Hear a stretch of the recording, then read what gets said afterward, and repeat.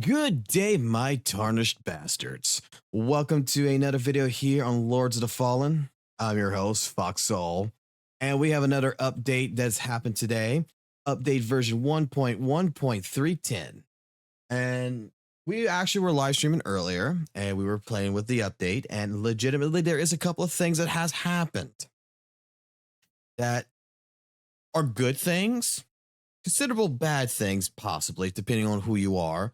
But overall, this update is actually very enjoyable. And I'm going to spoil that for you. The too long, don't read version of this is legitimately, there is some things that's changed in here. But honestly, it's really good changes with some minor little hiccups. That's how I'll put it. All right, without further ado, we're just going to get straight into these patch notes real quick. As always, they'll do the little bit of greetings, greeting lamp bearers. Earlier this week, we released a 2013 content roadmap showcasing ongoing optimizations and enhancements that we'll be making to Lords of the Fallen, as well as updates based on community feedback. And we'll be dropping that in a couple of months. You can go ahead and read this. The patch notes are out there and they are live if you want to read all that. The few things that we want to talk about in this video is inventory is first and foremost. Previously, the unique items couldn't be picked up within the inventory when it was full. Now, key quest items and unique items will be picked up even if the inventory is full, exceeding the inventory limit as necessary. This applies to keys, spell, quest items, ammo types, gestures, and etc. This change would also resolve any potential issues with a quest line where it is required for the item to be picked up due to the inventory full message. Additionally, starting from patch 1.1.310 here, if the inventory is full, the items will drop to the ground so that they can be picked up again later. This is really, really great. Along with that, it should be noted that a stash expansion is in the progress and will be available later this year. So we should be getting that chest that we're talking about. And I don't believe it needs to be next to like every vestige or anything. It just needs to be at Skyrest to where we can go dump our junk and go back on an adventure. That would be great. They're tweaking the HDR some more to even provide a wider range of colors. Amazing. Now, I put this in my letter to the developers video, which they already have completed this. So this is obsolete now, but the Steam Deck now has online functionality. It is fully operational on the Steam Deck. We had a brand new member that came in to the channel that we worked with that is on the Steam Deck, Kim, and we were playing, so they are now working. Steam Deck no longer crashes when the Scarlet Shadow spawns. So it's back on Steam Deck. Valve's driver should be automatically updated when you start the game. So that's great news for all my Steam Deck people. In fact, that might make me go buy a Steam Deck, to be honest. Stability issues. They fixed a crash that could occur when accessing the shrine, when switching to offline mode. Fix a crash that could occur when quitting to the main menu while beginning a multiplayer session. Fixed a blocker that could prevent players from finishing the game with the Umbro ending.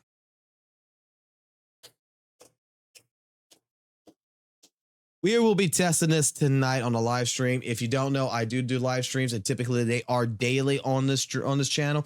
So join us around 7-8 o'clock Central Time Zone. I don't particularly have a true start time, and I apologize for that. But typically it is after hours that we do live streams here. I just had a random stream during the middle of the day because legitimately work was slow, and I work from home on certain days. So I want to see, because if this is the case, we have a Guts character that we need to bring back to life. Performance. The optimization of certain actors in the game, increased performance in several areas. Skyrest, reduced cast of shadow. Upper Castle, the marketplace square by reducing cast of shadows, reducing visual quality. Castle Bremis, while it being in Umbro. So far, we have quite a bit of optimization of the reducing the cast shadows to help with reducing visual quality. So that's good. PvP. We fixed an issue with the fog walls that allow players to leave the Crimson Ritual area. We've added music to the Crimson Rituals to increase tension in PvP. Like, really, do we actually really need music for that? But okay, cool. Amazing. Improve the UI for finishing Crimson Rituals. Added additional descriptions for failed connections for things. I've been PvP 3 times today on the live stream, and we killed 2 out of the 3. The third person fell through the floor, it looks like they spawned in and they never showed up. It looks like they were at the ground and they had to cancel out the game. So that's cool. Revenge. Improve the UI for finishing revenges. Okay. Now, balancing. This is the big deal here. And before we get into the next part, which is going to be bosses and AI, this isn't that bad and this isn't that great, but we were testing it and I'm all right with it. The braided ring, well, we're going to start off first because stomping on drowners, hunters, and sparrows now instantly kills them. So that is great. But the braided ring, summoning allies could use more range attacks before disappearing. The ring use added a +5. Now it adds a +10 in this change. That is great. So for people who use braided ring, you got buffed. Now the pendants, the Umber Eye, and these 2 Umber Eyes right here. I'm not even going to try to pronounce that because I am not that good. Astrosophy or some shit. Losh and Lydia the Numb Witch. They've been nerfed. Umber sorceries can cast, be cast with insufficient mana, but it costs us with wither damage on your health. Equipping this amulet now also reduces your wither health regain rate when you deal damage. Wither health cost has increased. Same thing applies for the 2 Umbral Eyes. Now, basically what that means is that, when we're doing an attack, all damage we receive with weather damage, posture cannot be broken. Equipped eyeball can now reduce your wither regain rates and when you deal damage. So it's not that big of a deal. It is a bit of a nerf. So basically when we are damaging, we're getting a wither state. We don't have the mana or the ammunition and we're hitting.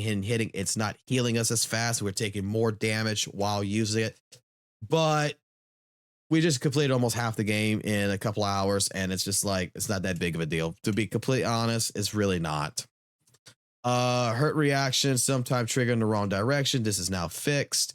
Now, when it comes to bosses and AI, this is going to be the next big deal. Now, the trio in the dark spot waits more diligently for players to be in exact arena space before triggering whole combat. The Sunrid Monarch boss encounter has received a full revamp, and as a result, it is more challenging. Achieved without tweaking his health or damage output, just pure behavioral upgrade. He is now fucking tougher. I plan to see that tonight. Improve the hitboxes for the following bosses to better support throwable weapons. So the following bosses right here that we got: Derval, Monarch, Light Reaper, Celtic, Hush Knight, blah, blah, blah. Basically, they increase the hitbox for throwable weapons. Cool. Hence the combat camera to prevent looking down when close to a target. That's great. Light Reaper could sometimes get out of bounds when in one of the encounters, leading him to leave the fight. I never had this happen. Maybe it's happened to someone else, but not to me. So that's great that they're going to fix that. Adjust the trigger areas for the Skin Stealer balls to prevent players from hitting him in the distance without his reaction. Yeah, I've done that, and we've played against him, and it's not that bad. The trigger now just comes in right when you go through the door. So I honestly think that was needed. AI, for the cursors, adjusted and added lesion volumes. The Hollow Brothers received additional lesion volumes, added lesion volumes. We got a lot of more lesion volumes going on. So by all means, take a look at this. I'm not going through every single thing of the AI right here. I'm just looking at a couple of different things that I think might be notable that I am worried about or I like. They added additional AI blocking volumes to red corpses to avoid Umber images from spawning above dangerous collisions. We want our AIs to be safe, or they might resort to their syndicate against our level designers.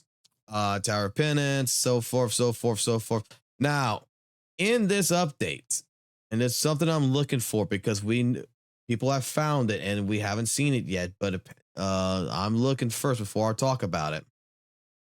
Added wither damage to enemies that cause it not trigger with aggro player. Now they always react properly. Further refinements.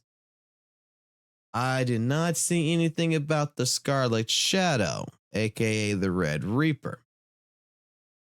We'll be discussing that here in a second because there was a change.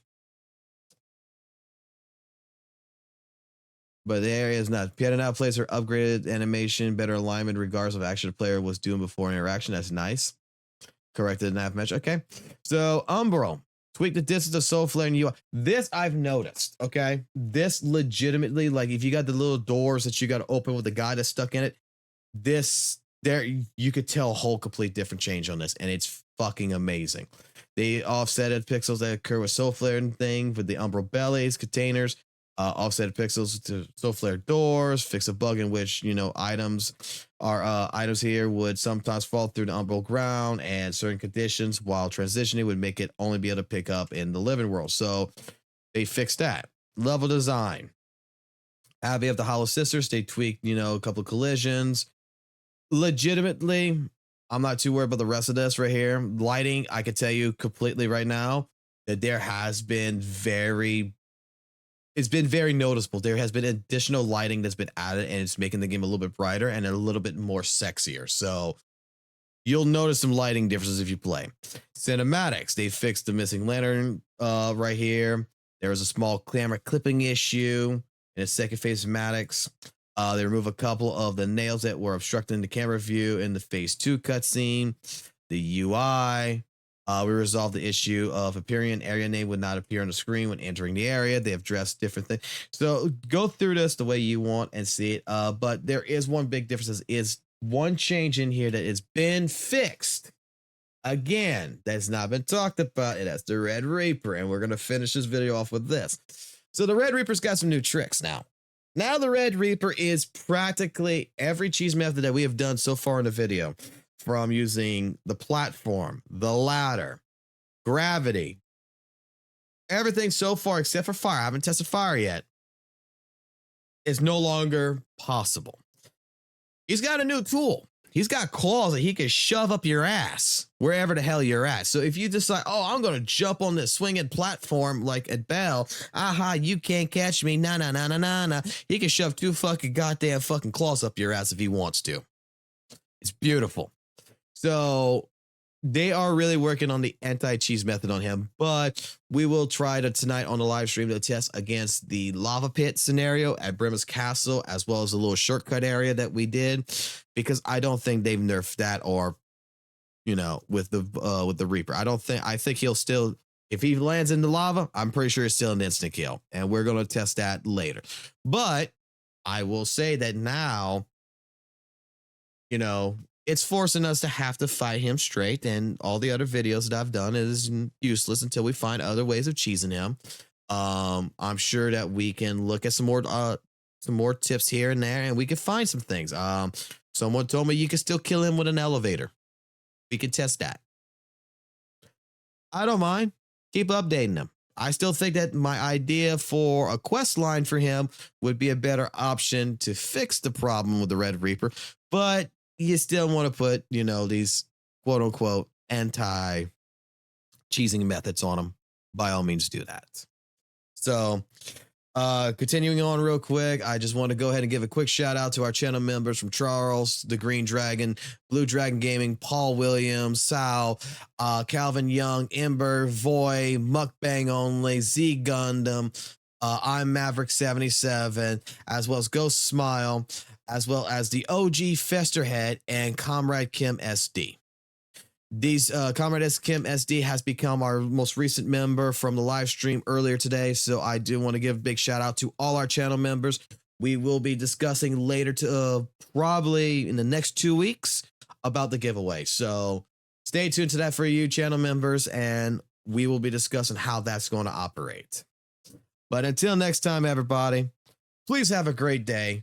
Please take it easy, keep hydrated, and I'll catch you on the flip side. Peace.